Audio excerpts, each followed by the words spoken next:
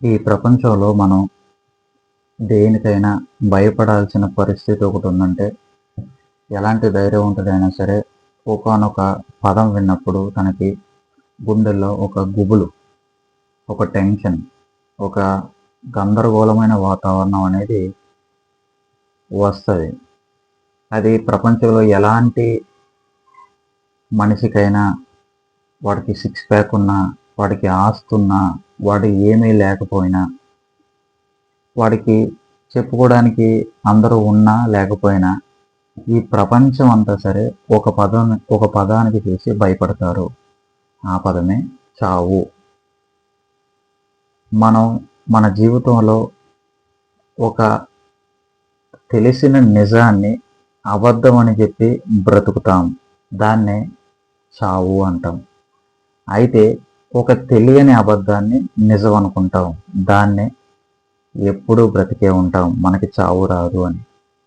ఈ వీడియో చూస్తున్న మీరు కానీ, ఈ వీడియో చేస్తున్న నేను కానీ, ప్రతి ఒక్కరు ఈ ప్రపంచంలో ఒకానొక సమయంలో చనిపోతాం. ఇది నిజం. అయితే ఇప్పుడు ఎందుకు దీని గురించి నేను మాట్లాడాల్సి వస్తుందంటే, చాలామంది చాలా చర్చిల్లో కానీ, సమాజ మందిరాల్లో కానీ, ప్రార్థనా మందిరాల్లో కానీ ప్రభు అయిన యేసుక్రీస్తు వారి మరణ సమాధి పునరుద్ధానాన్ని రోజు ప్రకటించుకుంటాం కదా. ఇది మన క్రైస్తవ్య బాధ్యత. అయితే కొంతమంది ఏం చేస్తారంటే, ఈ ప్రభు అయిన యేసుక్రీస్తు వారి మరణ సమాధి పునరుద్ధానాన్ని కొన్ని రోజులు జ్ఞాపకం చేసుకుంటారు. మరి మిగిలిన రోజులు ఏం చేస్తారంటే, జక్కయ్య మేడి చెట్టు ఎలా ఎక్కాడు, యేసు ప్రభు సముద్రం మీద ఎలా నడిచాడు, యేసు ప్రభు ఎలాంటి స్వస్థతలు చేశాడు, ఆశీర్వాదం, ఐశ్వర్యం, సుఖం, ఘనత, మంచి పేరు, నీ జీవితంలో అన్ని సుఖశాంతులు రావాలంటే ఎలాగనేది ప్రకటిస్తారు. నేను అందరూ ఇలా చేస్తారు అన్నట్ల కొంతమంది గురించి చెప్తున్నాను. మన క్రైస్తవ సమాజం కూడా దీనికి అలవాటు పడిపోయింది. ఎలాగైతే మాకు వాక్యం వద్దండి, మాకు కొద్దిసేపు ఎంటర్టైన్మెంట్ కావాలి, మాకు కొద్దిసేపు కామెడీ కావాలి, చెప్పే ప్రసంగాలు కూడా కామెడీతోనే ఉండాలి, మాకు నిద్ర రాకూడదు, ఫలానా వ్యక్తి ఎక్కువసేపు వాకింగ్ చెప్తున్నాడండి, మాకు విసుగు వస్తుంది, కామెడీ చేసేవాడు కావాలి, పెట్ట కథలు, బుర్ర కథలు, చందమామ కథలు చెప్పేవాడు క్రైస్తవ్యంలో మాకు ఉంటే చాలా బాగుంటుంది. అలాంటి వాడిని ఇవాళ పెంచి పోషిస్తున్న క్రైస్తవ సమాజం. ప్రభు అయిన యేసుక్రీస్తు వారు వాక్యానికి ఇచ్చే విలువని పక్కన పెట్టేసి ఇవాళ మనం పెట్ట కథలకి, బుర్ర కథలకి సమయం ఇస్తున్నాం. వాక్యం అనేది చాలా మందికి అర్థం కాని సిచ్యువేషన్లో ఇవాళ మనం ఉన్నాం. దాని బదులు చింతామణి నాటకానికి వెళ్తే బెటర్ కదా. దాని బదులు 10 రూపాయలు స్వాతి బుక్ కొనుక్కుని నీకు నచ్చింది చదువుకుంటే బెటర్ కదా. నేను ఎందుకు ఈ మాట చెప్తున్నానంటే, క్రైస్తవ సమాజంలో ప్రభు అయిన యేసుక్రీస్తు వారు మరణ సమాధి పునరుద్ధానాన్ని ప్రతిరోజు ప్రకటించారు. కానీ దాన్ని ఒక పర్టికులర్ స్టేట్కి, అంటే ఒక పర్టికులర్ టైంకి కుదించేశారు. మరి మిగిలిన రోజులంతా మనం వాక్యం ఏం చెప్తున్నామో, దేని గురించి చెప్తున్నామో చెప్పే వాళ్ళకి అర్థం అవ్వాలి, వినే మనకు అర్థం అవ్వాలి. నేను ఎందుకు చావు అనే అంశం మీదే ఇవాళ నేను వీడియో చేస్తున్నానంటే, చాలామందికి దీని గురించి సరైన అవగాహన తెలిసి ఉండొచ్చు, తెలియకపోయి ఉండొచ్చు. కానీ నా అంతవరకు నాకు తెలిసిన విధానంలో మీకు అర్థమయ్యే విధంగా కొన్ని విషయాలు నేను దీని గురించి పంచుకుంటాను. ఇవాళ ప్రభు అయిన యేసుక్రీస్తు వారు లేచారని, క్రీస్తు నేడే లేచను, క్రీస్తు నేడే లేచను చాలామంది చెప్తూ ఉంటారు కదా. క్రీస్తు నేడు లేగలేదు, క్రీస్తు నాడే 2020 సంవత్సరాల క్రితం లేచెను. ఆయన మరణ సమాధి పునరుద్ధానాల్ని ప్రకటించమని నేడు మనకి ఆజ్ఞించెను. అది మనం చనిపోయేంత కాలం చేయాల్సిన బాధ్యత. అయితే ప్రభు అయిన యేసుక్రీస్తు వారు మరణ సమాధి పునరుద్ధానాన్ని హేళి చేయడం, అవహేళన చేయడం, ఇది సంఘ నాయకులై ఉండి సరైన విధానంలో చెప్పకపోవడం అనేది దురదృష్టకరం. ఎందుకంటే ఇవాళ చాలామంది దీన్ని పక్కన పెట్టేసి వాళ్ళ యొక్క సొంత స్థితిగతుల్లోకి వెళ్ళడానికి మొగ్గు చూపుతున్నారు. ఇది మంచి పద్ధతి కాదు. ఇది వాక్యానికి విరుద్ధమైన పద్ధతి. ఇప్పుడు మీకు అర్థమయ్యే విధంగా ప్రభు అయిన యేసుక్రీస్తు వారి మరణ సమాధి పునరుద్ధానాన్ని మీకు నా తరహాలో అర్థమయ్యే విధంగా కొన్ని మాటలు వివరించే ప్రయత్నం చేస్తాం. ముందుగా మనందరం అర్థం చేసుకోవాల్సింది ఏంటంటే, ఈ ప్రపంచంలో చావు అనేది ఒక మనిషికి ఫుల్ స్టాప్. మనం ఎంత ఆస్తి సంపాదించినా, ఎంత డబ్బు సంపాదించినా, ఎన్నో పేరు పలుకుబళ్ళు ఉన్నా సరే, చనిపోయిన తర్వాత నిన్ను పీనుగే అంటారు, చనిపోయిన తర్వాత నిన్ను శవం అని అంటారు, చనిపోయిన తర్వాత హాస్పిటల్లో నీ పేరు బట్టి కాదు, డెడ్ బాడీ ఫలానా మార్చురీ రూమ్లో ఫలానా నెంబర్లో స్టోర్ అయి ఉంది, ఆ డెడ్ బాడీని తీసుకురండి. వినడానికి వింతగా ఉన్న ఇది నమ్మలేని ఒక నిజం. అయితే ప్రపంచం అంతా ఇలాగ ఆలోచిస్తుంది. హిట్లర్ ప్రపంచాన్ని వణికించాడు, చనిపోలేదా? చనిపోయిన తర్వాత పీనుగులు ఇప్పుడు తన శవాన్ని తింటున్నప్పుడు నేను హిట్లర్ని అంటే ఆ పీనుగుకి ఏం తెలుస్తుంది? నువ్వు హిట్లర్ అయితే నాకేంటి, బట్లర్ అయితే నాకేంటి? చనిపోయావు కదా. నువ్వు నా స్థలానికి వచ్చావు కాబట్టి నీ మాంసం తినే అధికారం నాకు ఉంది కాబట్టి మోసుకుని పడుకో, నేను నిన్ను తినాలి. నువ్వు పీనుగు అయ్యావు. అరే నేను గొలియాతిని కదా, నన్నెందుకు తింటున్నావు? నా బలం గురించి నీకు తెలుసా? ఎంత బలవంతుడు అయినా సరే ఒకనొక రోజు నా దగ్గరికి వస్తావు, చావు దగ్గరికి. పీనుగు కదా, నువ్వు కూడా పీనుగు అయ్యావు కదా, తింటా నిన్ను. చికెన్ 65 చేసుకున్నావు, మటన్ 65 చేసుకున్నావు, వగేరా వగేరా సరుకులు తెచ్చుకున్నావు. నేనేం చెప్పే ప్రయత్నం చేస్తానంటే, మనిషి బ్రతుకున్నంత వరకు తన ఇష్టం వచ్చినట్టు బ్రతుకుతాడు, కానీ చనిపోయిన తర్వాత ఒకానొక జీవితం ఉంది. ఇది బయట ప్రపంచానికి తెలిసి ఉండొచ్చు, తెలియకపోయి ఉండొచ్చు, కొంతమంది నమ్మొచ్చు, నమ్మకపోవచ్చు, ఇది వారి విశ్వాసానికి సంబంధించింది. కానీ క్రైస్తవులుగా మనకి చావు తర్వాత ఒక నిరీక్షణ ఉంది. క్రైస్తవులైన మనకి చావు తర్వాత ఒక నమ్మకం ఉంది. ఈ ప్రపంచం దాన్ని నమ్మకపోవచ్చు, కానీ మనం నమ్మాలి. ఎందుకు నమ్మాలి అంటే, ప్రభు అయిన యేసుక్రీస్తు వారు మన కోసం చేసిన ఆ శిలువ త్యాగాన్ని బట్టి ఆయన మరణాన్ని గెలిచి పునరుద్ధానుడయ్యాడు. ఇప్పుడు దీన్ని మనం నమ్మడానికి ఎంత సమయం తీసుకుంటున్నాం? ఇది మనకి నిజంగా అర్థమైందా? ప్రభు అయిన యేసుక్రీస్తు వారి మరణ సమాధి పునరుద్ధానం మనకు నిజంగా అర్థమైందా? మనం లేఖనాల్ని నిజంగా అర్థం చేసుకుంటున్నామా? ఇది ఇవాళ నా ప్రశ్న. అయితే ఇదే ప్రశ్నతో పాత నిబంధన గ్రంథంలో ఒక మనిషి చాలా వ్యసన పడ్డాడు. ఇదే అనుమానాలతో, ఇదే అసౌకర్యంతో, ఇదే బాధతో పాత నిబంధనలో ఒక వ్యక్తి దేవుడితో వ్యాజ్యమాడాలనుకున్నాడు, దేవుడితో ముఖాముఖిగా మాట్లాడాలనుకున్నాడు, దేవుడితో తన వాదాన్ని పరిష్కరించుకుందాం అనుకున్నాడు, దేవుడితో తన విన్నపాన్ని సాక్షాత్తు తనే విన్నవించుకోవాలనుకున్నాడు. కానీ తనకున్న పరిస్థితులు బట్టి దేవుడి మీద తనకి అవగాహన, నమ్మకం తగ్గింది, సన్నగిల్లింది. ఈ పాటికి మీకు అర్థమై ఉంటుంది. యోబు గురించి నేను మాట్లాడుతున్నాను. మనం యోబు గురించి చెప్పుకున్న తర్వాత దాని నుంచి ప్రభు అయిన యేసుక్రీస్తు వారి మరణ సమాధి పునరుద్ధానాన్ని ఆలోచించే ప్రయత్నం చేద్దాం. ఎవరి యోబు అంటే మనందరికీ తెలిసిందే. ధనవంతుడు, నీతిమంతుడు, న్యాయవంతుడు, బహు ఆస్తి కలిగిన వ్యక్తి. ప్రభువే సాక్ష్యం ఇచ్చాడు, నా యోబు నీతిమంతుడు, తన గురించి నువ్వు ఆలోచించావా అని సాతానికి దేవుడు ప్రశ్న వేశాడు. దేవుడు ఏమన్నాడంటే, నువ్వు యోబుకి అన్నీ ఇచ్చావు కాబట్టి తను సుఖంగా ఉన్నాడు కదా, నువ్వు యోబుకి అన్నీ ఇచ్చావు కాబట్టి తను శాంతితో సమాధానంతో ఉంటున్నాడు.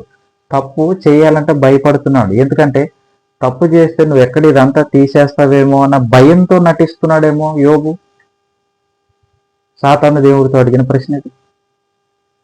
నువ్వు నీ సేవకుడైన యోబు గురించి ఆలోచించమని చెప్పావు, బాగానే ఉంది.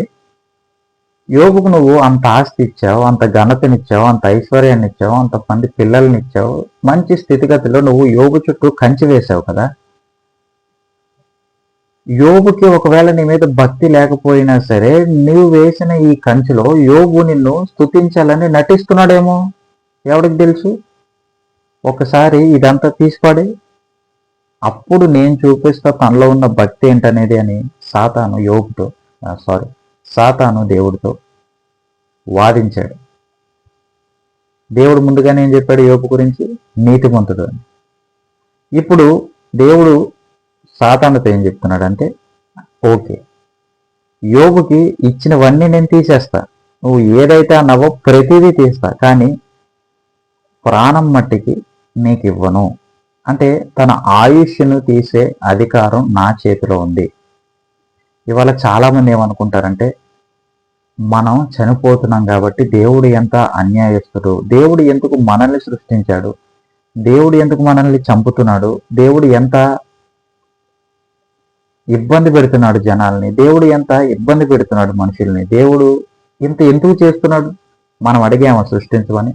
మనం అడిగామా ఇలా దేవుణ్ణి వేడుకోవాలని? మనం అడిగామా మళ్ళీ చనిపోవాలని? మళ్ళీ చనిపోయిన తర్వాత ఈ నరకం ఏంటి, స్వర్గం ఏంటి, మళ్ళీ నరకంలో బాధ పెట్టడం ఏంటి? దేవుడికి అంత శక్తి ఉన్నప్పుడు ఎందుకు మనల్ని చేశాడు, ఎందుకు నరకం చేశాడు, ఎందుకు మనల్ని పడేస్తున్నాడు, ఎందుకు ఈ బాధలు? ఎగ్జాక్ట్గా ఇదే విధంగా యోబు కూడా ఒక ఆలోచన వచ్చింది ఒకనొక టైంలో. యోబుకి ఆస్తి అంతస్తు అంతా పోయిన తర్వాత యోబుకి మనమైతే ఎలా అనుకుంటున్నామో మనకంటే డబుల్ ఆలోచన యోబుకి వచ్చింది. ఆ ఆలోచన నుంచి పుట్టుకొచ్చింది యోబు గ్రంథం 14వ అధ్యాయం. చూడండి, ఈ యోబు గ్రంథం 14వ అధ్యాయం ఏం చెప్తుందంటే, మానవుని జీవితము చాలా సెన్సిటివ్ అయింది. మీకు అర్థమైనా చెప్పాలంటే సంక్లిష్టమైంది. దీన్ని యోబు ఎలా వివరించుకుంటూ వస్తున్నాడంటే, 14వ అధ్యాయం 1వ వచనంలో, స్త్రీ కనిన నరుడు కొద్ది దినములైన వాడై మిక్కిలి బాధనందును, పువ్వు వికసించినట్లు వాడు పెరిగి వాడిపోవును, నీడ కనబడకపోవునట్లు వాడు నిలవక పారిపోవును. అట్టి వాని మీద నీవు కనుదృష్టి ఉంచి ఉన్నావు, తీర్పు నందుటకై నన్ను నీ ఎదుటకి రప్పించి ఉన్నావు. మనిషి ఒకనొక సమయంలో పుట్టినప్పుడు బాగానే ఉంటాడు, కానీ ఒక ఏజ్ వచ్చిన తర్వాత ఆ మనిషికి కష్టాలు వస్తాయి, వ్యసన పడతాడు. పువ్వు వికసించినట్లు ముందు బాగానే ఉంటుంది, తర్వాత మళ్ళీ వాడిపోతాడు. అంటే దాని లైఫ్ ఎలా ఉందో మన లైఫ్ కూడా అలాగే ఉంటుంది కదా అని యోబుకి అప్పుడు అర్థమైంది. ఎప్పుడు అర్థమైంది? దేవుడు తన ఆస్తిని తీసిన తర్వాత, తన ఆయుష్ని తీసిన తర్వాత, తన అంతస్తుని తీసిన తర్వాత, తన పిల్లల్ని తీసుకున్న తర్వాత యోబుకి అర్థమైంది ఏంటంటే, యెహోవా ఇచ్చిండు, యెహోవా తీసుకున్నాను బాగానే చెప్పాడు. కానీ తర్వాత తన స్నేహితులు వచ్చి తనతో మాట్లాడుతున్నప్పుడు తనకు ఒక అనుమానం అనేది ఏర్పడింది. ఇది నేను నీతిగా ఉన్నా సరే దేవుడు నాకెందుకు ఇలాంటి శిక్ష పెడుతున్నాడు అనే ఒక వ్యసన, ఒక బాధ. నా కుటుంబాన్ని దేవుడు తీసుకున్నాడు, ఓకే, నా పిల్లల్ని తీసుకున్నాడు, నా ఆస్తిని తీసుకున్నాడు, బాగానే ఉంది. ఇప్పుడు నేను ఏం తప్పు చేశానని నాకు శరీరంలో ఎంత బాధ పెట్టి నన్ను బాధ పెడుతున్నాడు దేవుడు. అలాంటప్పుడు దేవుడు మనిషిని ఇలా పువ్వు వికసించి వాడిపోయినట్టుగా చేస్తున్నాడే, నేను కూడా ఎలా అయిపోతాను, మీరందరూ అలాగే అయిపోతారు కదా. ఇంత బాధ పెట్టే దేవుడిని ఎందుకు నేను పూజించాలి? ఎందుకు నేను ఇబ్బంది పడాలి? నా జీవితం కొద్ది కాలమే, నేను చిన్నప్పటి నుంచే ఒక వయసు వచ్చేదాకా బాగానే పెరిగాను, తర్వాత ఇలా ఇబ్బంది పడుతున్నాను కదా, ఎందుకు? మనిషి జీవితం వ్యర్థం కదా అని యోబు అంటున్నాడు. చూడండి, అట్టి వాని మీద నీవు కనుదృష్టి ఉంచి ఉన్నావు. ఇలాంటి ఒక మనిషి మీద నువ్వు కనుదృష్టి ఉంచి ఉన్నావు కదా, వాడిని చంపేస్తావు, పాడేస్తావు, నీ ఇష్టం వచ్చినట్టు చేస్తావు. అలాంటి మనిషి మీద నీ కనుదృష్టి ఉంచి నువ్వేం సాధిస్తావు ప్రభువా?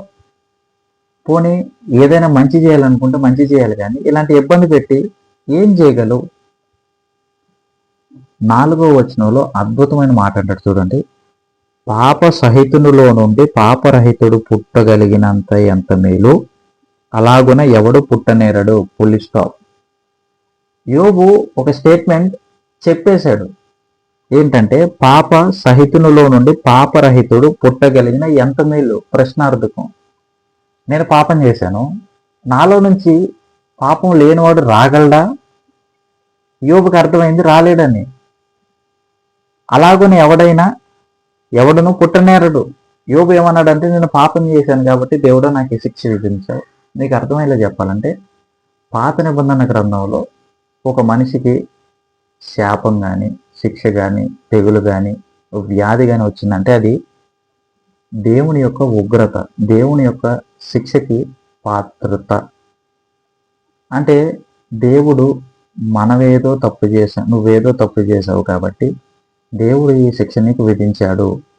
నువ్వు దేవుడికి బలి సరిగ్గా ఇవ్వకపోయి ఉండొచ్చు, నువ్వు దేవుణ్ణి సరిగ్గా ఆరాధించకపోయి ఉండొచ్చు, నువ్వు ఏదో అన్యాయం చేసి ఉండొచ్చు, అందుకే దేవుడు ఈ శ్రమ నీకు పెట్టాడు అని పాత నిబంధనలో ఉన్న భక్తికి నిర్వచనం ఏంటంటే, నీవు నీతిగా ఉంటే, నీవు ఆస్తిపరుడుగా ఉంటే, నీవు ఐశ్వర్యవంతంగా ఉంటే దేవుడు నిన్ను దీవిస్తాడు, ఆయన కన్నుదృష్టి నీ దగ్గర ఉన్నట్టు. ఇలా వ్యాధి, రోగాలు, ఇబ్బందులు వచ్చినప్పుడు నువ్వు పాపం చేశావు, దేవుడికి విరోధంగా పాపం చేశావు కాబట్టి దేవుడు నీకు శిక్ష విధించాడు. కాబట్టి నీలో పాపం ఉంది అని పాత నిబంధనలో మనకి తరచుగా అర్థమవుతూ ఉంటుంది. దేవుడు కూడా ఆ విధంగా చెప్పాడు. ఇప్పుడు యోబు కూడా ఏం అర్థమైందంటే, నేను ఎంత నీతిమంతుడిగా ఉన్నానో దేవుడికి నాకే తెలుసు.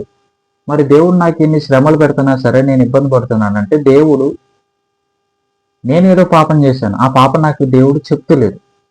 కాబట్టి నా ఆస్తిని తీసుకున్నాడు, నా సమస్తాన్ని తీసుకున్నాడు. కాబట్టి నేను పాపని అయిపోయాను. కాబట్టి ఇప్పుడు పాపంలో ఉన్న నా నుంచి పాపరహితుడు రాగలడా? రాలేడు అని యోబు అనుకుంటున్నాడు ఆ కాలంలోనే.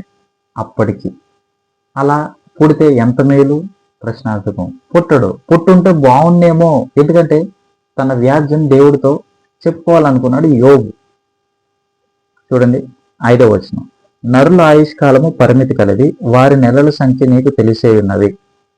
నీవు నరుణ్ణి ఒకానొక టైంలో తీసుకుంటావు, వాడి ఆయుష్కాలం కూడా నీకు తెలుసు, వాడి పరిమితి కాలం కూడా చాలా తక్కువ. ఈ మొత్తం 14వ అధ్యాయంలో యోబు ఏం చెప్తున్నాడంటే, నరుడు ఇలా పుట్టి ఇలా చనిపోతున్నాడు, దానికి కారణం మన పాపం అనుకుంటే, ఈ పాపాన్ని తయారు చేసింది లెక్క ప్రకారం నువ్వే కదా ప్రభువా. ఈ పాపంలో మేము పడుతున్నాం అంటే మమ్మల్ని నువ్వు తయారు చేసావు, నువ్వు తయారు చేయించి ఈ పాపంలో మమ్మల్ని పడవేసి నువ్వు మమ్మల్ని శిక్షించి, న్యాయం కావాలంటే నేను ఎక్కడి నుంచి ఆ న్యాయం తీసుకురాగలను?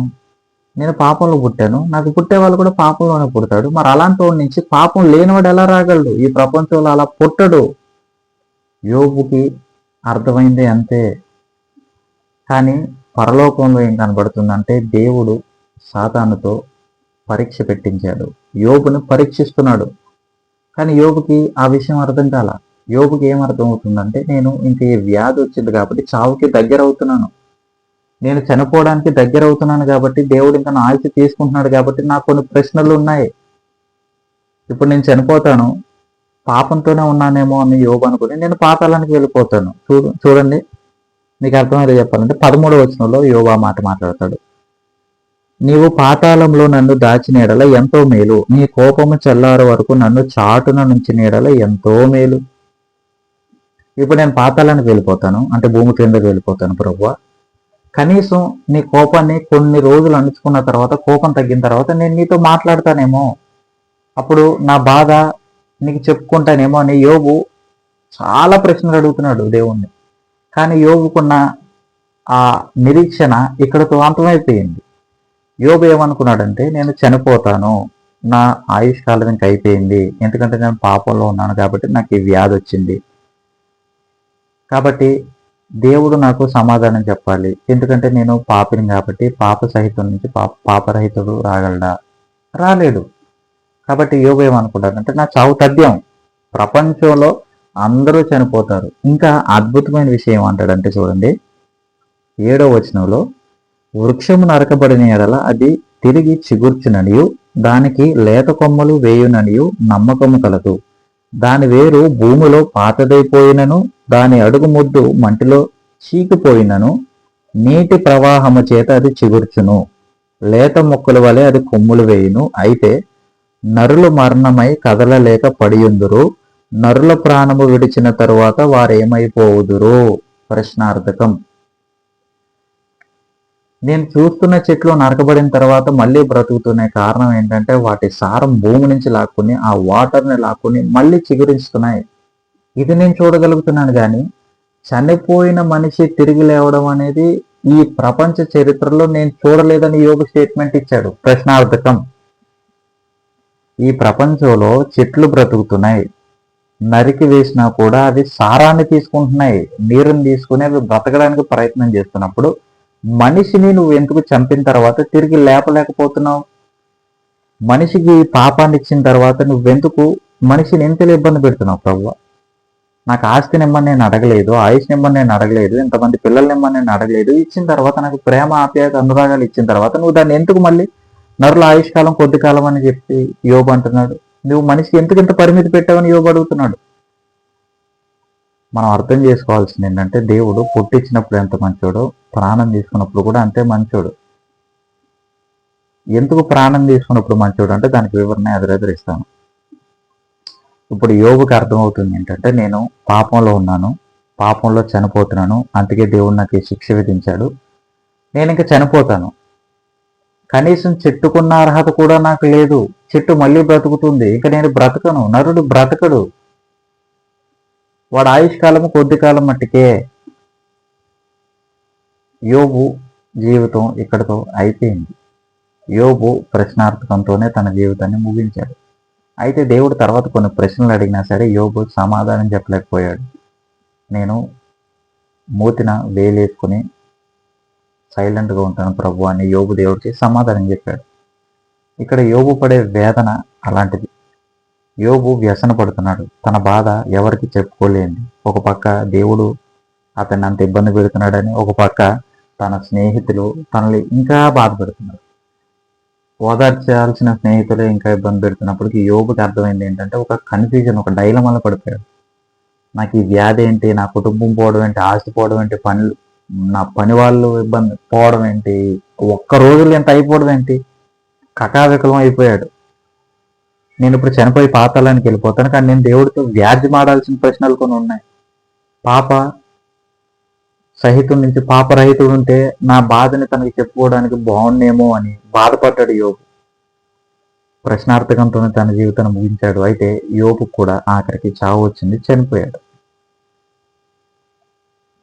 ఈ ప్రపంచ చరిత్రలో చనిపోయిన తర్వాత తిరిగి లేచిన వ్యక్తి అనేది ఎవరు లేరు. ఈ ప్రపంచంలో మనిషి చావు తర్వాతే తన జీవితం ఆగిపోతుంది. ఎందుకంటే చావు తర్వాత ఏం జరుగుతుందో ఏ మనిషి చెప్పలేడు. ఎందుకంటే మనిషి ఆయుష్కాలం చాలా తక్కువ. ఇప్పుడు దీనికి సంబంధించిన ప్రశ్నకి కొన్ని వేల సంవత్సరాల తర్వాత ఒక పరిష్కారం దొరికింది. యోబు అడిగిన ప్రతి ప్రశ్నకి సమాధానంగా ఒక వ్యక్తి దానికి ఆన్సర్ ఇచ్చాడు. యోబు అడిగిన ప్రతిదానికి దేవుడు సమాధానం కల్పించాడు. కొన్ని వందల వేల సంవత్సరాల తర్వాత యోబుకి ఆ ప్రశ్నకి సమాధానం దొరకలేదు, కానీ వాళ్ళ మనకి యోబు అడిగిన ప్రశ్నకి సమాధానం దొరికింది. అద్భుతమైన సమాధానం దొరికింది, మనందరినీ ఆనందింపజేసే సమాధానం దొరికింది. ఎక్కడో చెప్పనా, లూకాసు వార్త 24వ అధ్యాయంలో మనకి సమాధానం దొరికింది. యోబు అడిగిన ప్రశ్నకి లూకా 24లో మనకి సమాధానం ఉంది. నేను చదువుతాను, వినండి. ఆదివారం తెల్లవారుచుండగా ఆ స్త్రీలు తాము సిద్ధపరిచిన సుగంధ ద్రవ్యములను తీసుకుని సమాధి వద్దకు వచ్చి సమాధి ముందర ఉండిన రాయి దొర్లింపబడి ఉండుట చూచి లోపలికి వెళ్ళిరి. కానీ ప్రభు అయిన యేసు దేహము వారికి కనబడలేదు. ఇందును గూర్చి వారికి ఏమియో తోచకుండగా ప్రకాశమైన వస్త్రములు ధరించిన ఇద్దరు మనుషులు వారి యొద్ద నిలవబడిరి. వారు భయపడి ముఖములను నేల మోపి ఉండగా, మీరు సజీవుడైన వానిని మీరెందుకు మృతులలో వెతుకుచున్నారు? ఆయన ఇక్కడ లేడు, ఆయన లేచి ఉన్నాడు.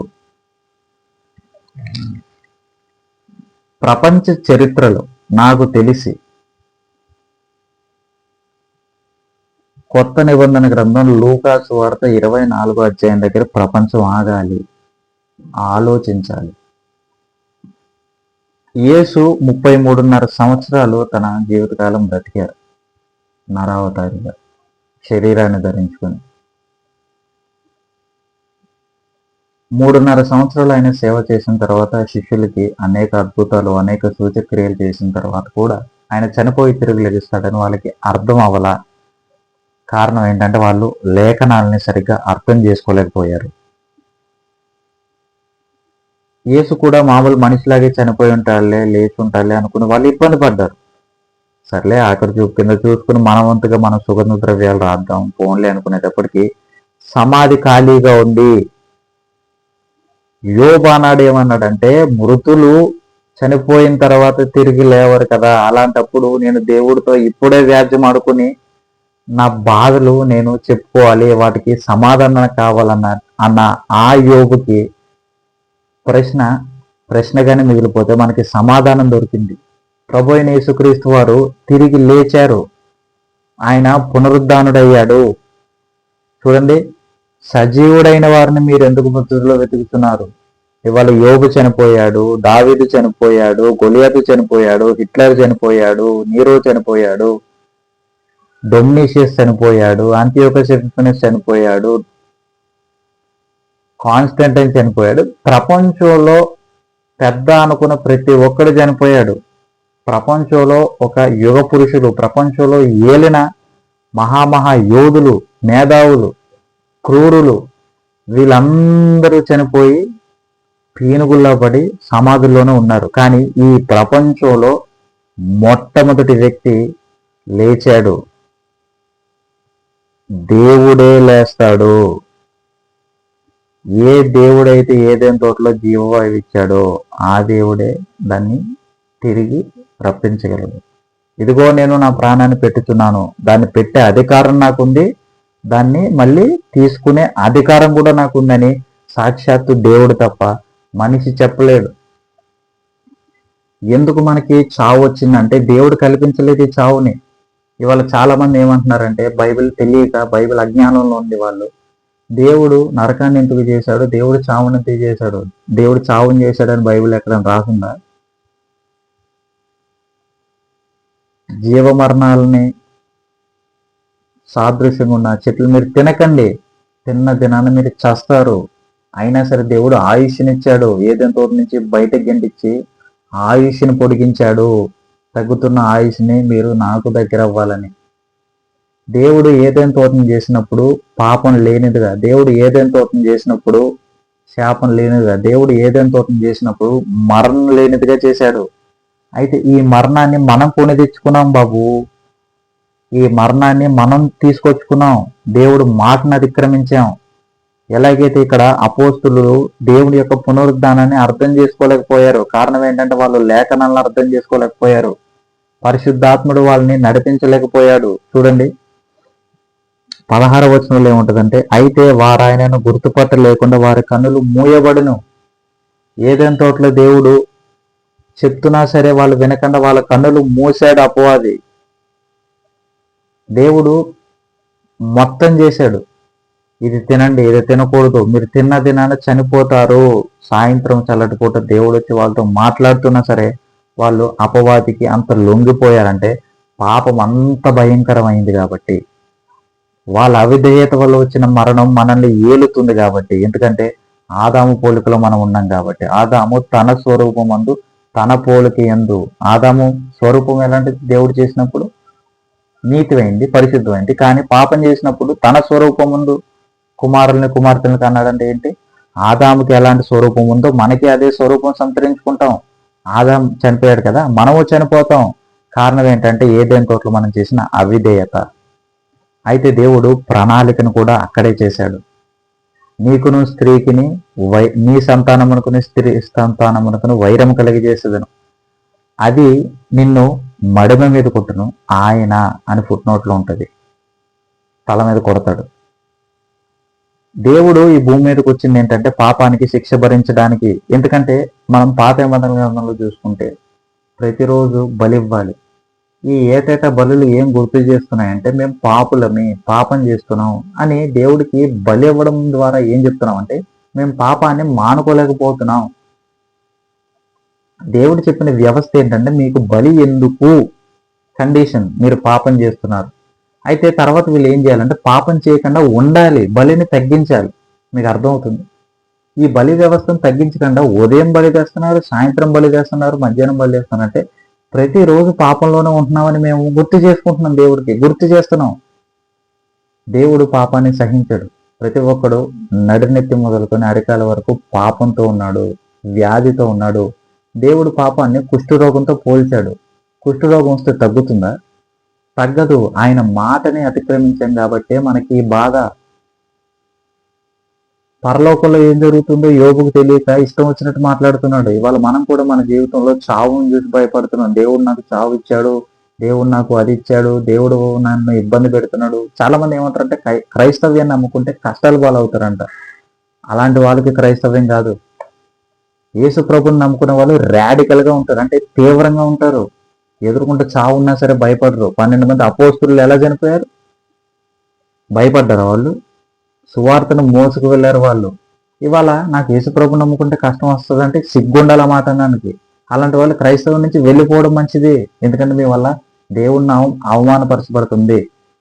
శ్రమ తట్టుకోలేరా మనం? శ్రమను తట్టుకోలేము మనం. ఎల్లకాలం బ్రతుకుతాం మనం, జీవితకాలం బ్రతుకుతాం మనం. 1000 సంవత్సరాల బ్రతికి ఏం సాధిస్తావు నువ్వు?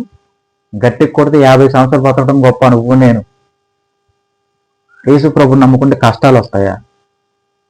కష్టాలు వస్తాయని దేవుడే చెప్పాడు కదా, నువ్వేంటి కొత్తగా చెప్పేది? ప్రతి ఒక్కడు నన్ను అనుసరించాలంటే తన సిలువని తాను ఎత్తుకోవాలి. అంటే యేసు ప్రభు ఎలాంటి బాధను అనుభవించాడో మనం అనుభవించాలి. ఆ మాత్రం అర్థం కావట్లేదు నీకు బైబిల్? ఆ మాత్రం తెలియట్లేదు నీకు బైబిల్? యేసు ప్రభుని నమ్ముకుంటే కష్టాలు వస్తాయి, యేసు ప్రభుని నమ్ముకుంటే పిల్లలు పోతారు, యేసు ప్రభుని నమ్ముకుంటే మోకాలు నొప్పులు పోతాయి. ఎలాంటి భక్తిలో ఉన్నాం మనం ఇవాళ? ప్రభు అయిన యేసుక్రీస్తు వారి లేఖనాలు అర్థం అవట్లేదా మీకు? చెప్పే ఆ సంఘ నాయకులు కూడా ఎలాంటి వాళ్ళు తయారయ్యారు ఇవాళ క్రైస్తవ్యంలో? నవ్వుల పాలవుతుంది క్రైస్తవ్యం. ఆ విషయం మీకు అర్థమవుతుందా? క్రైస్తవ్యం నవ్వుల పాలవుతుంది. ప్రతి ఒక్కరు క్రైస్తవుడు అంటే ఒకప్పుడు మిషనరీస్ చేసి సేవ చేసి గొప్పగా ఉన్న వాళ్ళు, గొప్పగా వచ్చే ఆ పేరుని ఇవాళ అవహేళన చేస్తున్నారు. కారణం ఏంటి? అద్భుతాలని, స్వస్థతలని. అద్భుతాలు స్వస్థతలు లేవు అని కాదు. మొదట ఆయన నీతిని, ఆయన రాజ్యాన్ని వెతకండి, ఆ తర్వాత మీకు అవన్నీ అనుగ్రహించబడతాయి. ఆకాశ పక్షులను చూడండి, అవి విత్తవు, కోయవు, కోట్లలో దాచుకోవు, అయినా సరే మీ పరలోకపు తండ్రి వాటికి ఆహారాన్ని దయచేయట్లేదా? మరి అలాంటప్పుడు ఇవాళ కనబడి రేపు మాయమైపోయే ఆ పువ్వు అంత అందంగా అలంకరించబడితే అల్ప విశ్వాసులారా అంటాడు దేవుడు.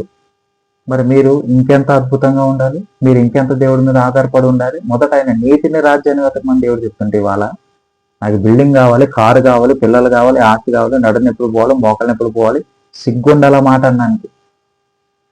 మొదట నీతిని వెతకాలి, మొదట ఆయన రాజ్యాన్ని వెతకాలి, మొదట లేఖనాలను, ప్రభువుని అర్థం చేసుకోవాలి. చావు అనేది అందరికీ వస్తుంది. కారణం ఏంటంటే అది మన అవిధేయత, మనం పాపం చేశాం. ఈ చావు అనేది దేవుడు ఇవ్వలే ఏదైనా తోటలో. ఈ చావు అనేది మనం కొని తెచ్చుకుని ఇవాళ మనం దేవుణ్ణి అంటున్నాం అంటే నోరు జాగ్రత్తగా అదుపులో పెట్టుకోవాలి. నరులారా తిరిగి నా యొద్దకు రండి దేవుడు పిలుస్తున్నాడు. ఆ చావు నుంచి తప్పించడానికే ప్రభు అయిన యేసుక్రీస్తు వారు ఈ భూలోకానికి వచ్చారు. ఆ చావుని తన మీద వేసుకున్నాడు. దేవుడు తన సొంత కుమారుణ్ణి పాప శరీరంతో పంపి పాపములకి శిక్ష ఆయన మీద భరించిన, ఆయన మీద వేశాడు పాపానికి శిక్ష. ఏటేటా ఆ ఎడ్ల యొక్కయో మేకల యొక్కయో రక్తం ఏం చేస్తుందంటే పాపాన్ని కప్పిపుస్తుంది, కప్పవేయబడుతుంది. కానీ అటోన్మెంట్ అవ్వట్లేదు, దానికి ప్రాయశ్చిత్తం అవ్వట్లేదు. కేవలం కప్పుతున్నారంతే, కవర్ చేస్తున్నాం, కానీ దేవుడికి ఇంకా మరుగై కనపడుతుంది. కానీ ప్రభు అయిన యేసుక్రీస్తు వారి శిలువ ఇవాళ ప్రతి పాపాన్ని మనం క్షమిస్తుంది. కారణం ఏంటంటే సాక్షాత్తు దేవాది దేవుడే దానికి ప్రణాళికను తయారు చేశాడు. ఆయన మనలాంటి మనిషి కాదు. ఆయన దేవాది దేవుడు నరావతారిగా వచ్చి సమస్త మానవాళి శిక్ష ఆయనలో భరించాడంటే ఇంకెంత బాగా అర్థం చేసుకోవాలి. ఇవాళ శిష్యులకి అర్థం కాని విషయం మనకు అర్థం అవ్వాలి. చూడండి, ఆయన 44వ వచనంలో ఏమంటాడంటే, అంతటా ఆయన మోషే ధర్మశాస్త్రములోను ప్రవక్తల గ్రంథములోను కీర్తనలోను నన్ను గూర్చి రాయబడినవన్నీ నెరవేరవలెనని నేను మీ యొద్ద ఉండినప్పుడు మీతో చెప్పిన మాటలు నెరవేరనని వారితో చెప్పాను. ఎప్పుడైతే ప్రభు అయిన యేసుక్రీస్తు వారు లేఖనాలను వాళ్ళకి చెప్పారో వాళ్ళకి అర్థమైంది. ఎప్పుడైతే ప్రభు అయిన యేసుక్రీస్తు వారు వాళ్ళకి లేఖనాలని అర్థం చేయించారో, మోషే ధర్మశాస్త్ర గ్రంథాలు అంటే పంచకాండాల్లో ఉంది నా గురించే, కీర్తనలో ఉంది నా గురించే, ప్రవక్తలు చెప్పింది నా గురించే, నేనే మెస్సేని, నేనే ఆ రక్షకుణ్ణి, నేనే లోక పాపాలని తీసుకుని మోసుకుపోయే దేవుని గొర్రెపిల్లని. అప్పటిదాకా శిష్యులు స్వస్థతలని, అద్భుతాలని, చావు దాకే ఆయన ఆలోచించారు. అప్పటికి శిష్యులు ఆయన ఒక మనిషి అనుకున్నారు. మనిషి కాబట్టి చనిపోయాడు అనుకున్నారు. కానీ మనిషిగా రావాల్సి వచ్చింది దేనికంటే, రక్త మాంసం రావాల్సింది దేనికంటే ఆయన పాపాన్ని భరించడానికి మన కోసం ఆయన పాపంగా చేయబడ్డాడు. ఇప్పుడు ఆ పాపాన్ని ఆయన ఆధీనంలోకి తీసుకున్నాడు. కాబట్టి క్రైస్తవుడుగా మనం ఎందుకు భయపడాలి? క్రైస్తవులు మనకి ఇబ్బంది వస్తే, శ్రమ వస్తే ఎందుకు భయపడాలి? ఇదిగో నేను లోకాన్ని జయించి ఉన్నానని దేవుడు అన్నప్పుడు మనం ఎందుకు భయపడాలి? ఎప్పుడైతే ప్రభు అయిన యేసుక్రీస్తు వారి శిష్యులకు లేఖనాలు చెప్పారో వాళ్ళ కళ్ళు తెరవబడ్డాయి. అక్కడ దేవుడు అద్భుతం చేయాల, లేఖనాల్ని వినిపించాడు. మోసే ధర్మశాస్త్రంలో నా గురించే ఉంది, కీర్తనలు చదవండి నా గురించే ఉంది, ప్రవక్తల గ్రంథం చదవండి నా గురించే ఉంది. ఇవాళ బైబిల్ చదివితే యేసు ప్రభు ఎవరు అనేది మనకు అర్థమవుతుంది. ఇవాళ బైబిల్ చదివితే ఈ చావుకి కారణం ఎవరు అనేది అర్థమవుతుంది. ఇవాళ బైబిల్ చదివితే పరిశుద్ధంగా ఎలా ఉండాలి అర్థమవుతుంది. నా జీవితం మారింది. నేను ఒకప్పుడు విపరీతం, మీకు అర్థమయ్యేలా చెప్పాలంటే టీనేజ్ యూత్లో ఎంతమంది ఏమేం చేశారో అలాంటి తప్పులు పాపాలు అన్నీ చేశారు. నాకెందుకు అర్థమైంది బైబిల్? మరి ఇది శాశ్వత కాలం కాదని నేను దీన్ని అర్థం చేసుకున్నప్పుడు నాకు బైబిల్ చాలా బాగా అర్థమైంది. చదువుతున్నప్పుడు భయం వేసింది నాకు. జీవంగల దేవుడి చేతిలో పడడం భయంకరం. ఆ మాట అర్థమవుతుందా? దాని యొక్క తీవ్రత అర్థమవుతుందా? మనం సేవిస్తున్న దేవుడు జీవం కలిగిన దేవుడు. ఆయన చేతిలో మనం పడ్డం అంటే భయంకరం. ఎందుకు భయంకరం? మన ప్రవర్తనే పాప ప్రవర్తన అయితే పరిశుద్ధమైన దేవుణ్ణి కళ్ళలో కలిపెట్టి ఎలా చూడగలం మనం? కానీ నీకు నాకు మనందరి కోసం ప్రాయశ్చిత్తంగా ప్రభు అయిన యేసుక్రీస్తు వారి శిలువలో ప్రాణం పెట్టారు. ఇంకా ఆ శిలువ చూసినప్పుడల్లా నీకు గుర్తు రావాల్సింది అద్భుతాలు ఆశ్చర్యాలు కాదు, ఆయన నీ స్థానాన్ని తీసుకున్నాడు. ఆయన శిలువలో నీ కోసం నా కోసం ప్రపంచ మానవాళి మనందరి కోసం ప్రాణం పెట్టాడు. కారణం ఏంటంటే మనందరం నశించడం ఆయనకి ఇష్టం లేదు. అందుకే సమస్త పాప భారం మోస్తున్న జనులారా, ప్రయాసపడి భారం మోస్తున్న జనులారా నా యొద్దకు రండి. ఏం ప్రయాస, ఏం భారం? పాపం అనే భారం మోస్తున్న మీరు నా దగ్గరకు వస్తే నేను మీకు విశ్రాంతి కలగజేస్తాను. ఆనాడు యోబుకి అర్థం కాని ప్రశ్న ఇవాళ దేవుడు మనకి అర్థమయ్యేలా చెప్పారు. నేనే మార్గం, నేనే సత్యం, నేనే జీవం, నేనే పునరుద్ధానం అని దేవుడు ఇవాళ ఇంత స్పష్టంగా చెప్తున్నప్పుడు మనం ఒకనొక రోజు చనిపోతాం. క్రైస్తవులుగా మనం ఏం చేయాలంటే చనిపోయిన తర్వాత మనకి నిత్య జీవాన్ని దేవుడు ఇస్తాడు. ఆ నిత్య జీవాన్ని పొందుకోవాలంటే ఏం చేయాలి? లేఖనాలు అర్థం చేసుకుని పాపాన్ని వదిలి పరిశుద్ధత కోసం పరిగెట్టాలి. అపోస్తుడైన పౌలు ఏమంటాడు? నా మట్టుకైతే నేను ఇక్కడ బ్రతికితే క్రీస్తు, చావైతే అమ్మో భయం అన్నాడా? చావైతే మేలు. ఇక్కడ బ్రతుకుంటే ప్రభు సువార్త చెప్తాను, బ్రతుకుతాను. ఒకవేళ చనిపోతే నేను దేవుని దగ్గరికి వెళ్తా, జీవ కిరీటం ఉంది నాకు, ఆ కిరీటం తీసుకుంటా. ఇవాళ మనం యేసుప్రభుని నమ్ముకున్నామంటే కష్టాలు వస్తాయి, బాధలు వస్తాయి, చావు వస్తాయి కాదు. యేసుప్రభుని నమ్ముకోకపోయినా నువ్వు చనిపోతావు. ఆ విషయం గుర్తుపెట్టుకో. కష్టాలు వస్తాయన్న నువ్వే ఒకనొకడు చస్తావు. బాధలో నేను భయపడు, నాకు బాధలు వస్తాయని నువ్వు ఒకనొక రోజు పోతావు. అప్పుడు ఉంటుంది ఎందుకు ఆయన నమ్ముకోలేకపోయానని బాధపడినా సరే ఇంకా ఇబ్బంది పడతావు. అందుకే కదా ధనవంతుడు లాజరు కథలో దేవుడు ఏం చెప్తాడు? ధనవంతుడు ఏం చెప్తాడు? ఒక సూచక క్రియ చేసి నువ్వు వాళ్ళకి చెప్తే వాళ్ళు అర్థం చేసుకుంటారు. కానీ దేవుడు ఏమన్నా, అక్కడ మోసేవు ప్రవక్తలు ఉన్నారు కదా. ఇవాళ ప్రభు అయిన యేసుక్రీస్తు వారి వాక్యం మీ అందరికీ చెప్పబడుతుంది కదా. అయినా నమ్మకపోతే మీ వినాశనాన్ని మీరు కొని తెచ్చుకున్నట్టే. అయినా సరే మీ పాపంలో మీరు ఉంటే ఒకనొక రోజు దేవుడికి లెక్కప్ప చెప్పాలి. ఎలాగైతే అపోస్తులకి ఈ పునరుద్ధానం అనేది వెర్రిగా కనపడింది, అపోస్తులకి ఈ పునరుద్ధానం అనేది నమ్మశక్యం కాని పునరుద్ధానంగా కనపడింది. కానీ దేవుడికి సమస్తం సాధ్యమే. నేను దేవుణ్ణి అని నిరూపించుకోవడానికి ఆయన మరణాన్ని గెలిచాడు, పాపాన్ని ఆయన శరీరంలో కొట్టివేశాడు. ధర్మశాస్త్రం నా గురించే చెప్తుంది, ప్రవక్తలు నా గురించే చెప్తున్నాడు, కీర్తనలు నా గురించే చెప్తున్నాయి. లేఖనాలు చదివితే మీకు పాపం యొక్క తీవ్రత అర్థమవుతుంది. లేఖనాలు చదివితే ఎలాంటి ప్రార్థన చేసుకోవాలో అర్థమవుతుంది. లేఖనాలు చదివితే మనం ఎలా బ్రతకాలో అర్థమవుతుంది. లేఖనాలు చదివిన వాడికి యోబుకు వచ్చిన క్వశ్చన్స్ మనకి రావు. యోబుకి సరిగ్గా అర్థం అవ్వలేదు చావు అంటే, కానీ మనకు అర్థమవుతుంది చావు అంటే ఏంటి, దాని పర్యవసానం ఏంటి. కానీ ఇంకా అద్భుతమైన భాగ్యం ఏంటంటే మనకి ప్రభు అయిన యేసుక్రీస్తు వారు మధ్యవర్తిగా ఉన్నారు కాబట్టి మనకి తండ్రికి ఆయన సమాధానం చేస్తాడు. ఇవాళ నువ్వు కానీ నేను కానీ ఎవరైనా సరే ప్రభు అయిన యేసుక్రీస్తు వారి శిలువను అర్థం చేసుకోకపోతే రా, బైబిల్ చదువు, నీట్గా చదువు, అర్థం చేసుకోవడానికి ప్రయత్నించు. నీ పాపాన్ని దేవుడి ముందు ఒప్పుకో. ఆయన శిలువ దగ్గరకు వచ్చి, ప్రభువా నేను పాపినని ఒప్పుకొని ప్రార్థన చేయి, మారు మనసు పొందు, పశ్చాత్తాపం, తద్వారా బాప్తిజం తీసుకో. కష్టాలు, బాధలు, సుఖాలు, దుఃఖాలు దేవుడి అన్ని జతపరిచాడు మానవ జీవితంలో. ఒకనొక రోజు నువ్వు చనిపోతావు, నేను చనిపోతా. ఆరోగ్యంగా ఉంటాం, వయసు అయిపోయిన తర్వాత ఆరోగ్యం పోతుంది. ఎందుకు నమ్ముకోవాలి కష్టాలు అన్న మాట అన్నావు చూడు, ఒకనొక రోజు నీ ప్రాణం పోతుంది కదా, మరి అది కష్టం కాదా? ప్రాణం పోయేంత కష్టం నాకు తెలిసి ఏముండదు ఈ ప్రపంచంలో. ఆస్తి పోయిందా మళ్ళీ సంపాదించుకోవచ్చు, ఒంట్లో ఓపిక ఉండాలి కదా. యాక్సిడెంట్ అయిందా డాక్టర్లు ఉన్నారు, హాస్పిటల్ ఉండాలి, బ్రతికిస్తారు కదా. మరి ప్రాణం పోతే అదే ఇక్కడ దేవుడు చెప్తున్నాడు, నీ ప్రాణం పోతుంది కాబట్టి నా సిలువని తీక్షణంగా చూస్తే నీకు నా ప్రేమ అర్థం అవుతుంది. నా సిలువను చూసినప్పుడు నీకు ఆ విలువ అర్థం అవుతుంది అని దేవుడు చెప్తున్నాడు. ఆనాడు అపోస్తులకు కూడా అర్థం కాని నమ్మశక్యం కాని పునరుద్ధానం ఇది. ప్రపంచ చరిత్రని తిరగరాసిన అంశం ఇది.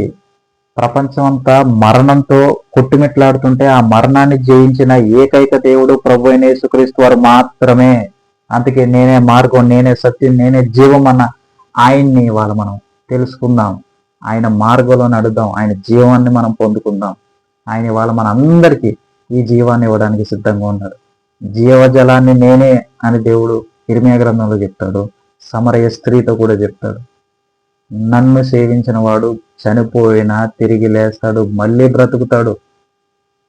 కాబట్టి ఇవాళ మనం చావుకు భయపడకూడదు. మనం భయపడాల్సింది మన వ్యాధి. ఏంటి మన వ్యాధి? పాపం. ఆ పాపం నుంచి దూరంగా వెళ్ళిన తర్వాత మనం దేవుడి నిత్య జీవానికి అర్హులం ఉంటాం. ఇవాళ నువ్వు నేను ఒకనొకరు చనిపోతాం, కానీ పరిశుద్ధతను కాపాడుకుంటూ చనిపోతే జీవకిరీటం ఇవ్వడానికి ఆయన ఉన్నాడు. నువ్వు ఎంత ప్రయత్నించావు పాపంలో పడకుండా, పాపంలో ఉన్నా సరే దాని నుంచి బయటకు రావడానికి ప్రయత్నిస్తున్నావా? దేవుడు ఆ ప్రయత్నాన్ని చూస్తాడు. కాబట్టి ఇవాళ మనం లేఖనాలను అర్థం చేసుకున్నప్పుడు ప్రభు అయిన యేసుక్రీస్తు మరణ సమాధి పునరుద్ధానం ప్రతిరోజు మనకు అర్థం అవుతుంది. కేవలం ఈ 40 రోజులు ఈస్టర్లోనే మనకు అర్థం కాదు. మనం చదువుతున్న ప్రతిసారి ప్రభు అయిన యేసుక్రీస్తు వారు మరణ సమాధి పునరుద్ధానాన్ని జ్ఞాపకం చేసుకోవాలి. అదే మొత్తం సారాంశం. ఇవాళ పెట్టగదలకని, కట్టుగదలకని క్రైస్తవ్యాన్ని కూనీ చేస్తున్న కొంతమంది ఉన్నారు. వాళ్ళ నుంచి బయటికి రండి, వాక్యాన్ని తెలుసుకోండి. సజీవమైన వాక్యాన్ని అర్థం చేసుకున్నప్పుడు మన హృదయం కూడా సజీవంగా ఉండాలని ఆశ కలుగుతూ ఉంటుంది. కష్టాలు, నష్టాలు, బాధలు, సుఖాలు, అద్భుతాలు వీటిని వెంబడిస్తే జీవితం మీద విరక్తి వస్తుంది. మనకి జీవితం మీద వ్యర్థం అనిపిస్తుంది. కానీ నిత్య జీవం కోసం పొందాలి అన్న ఆశ మనలో ఉండుంటే ప్రభు అయిన యేసుక్రీస్తు వారి శిలువ మనకి రక్షణార్థంగా ఉంటుంది.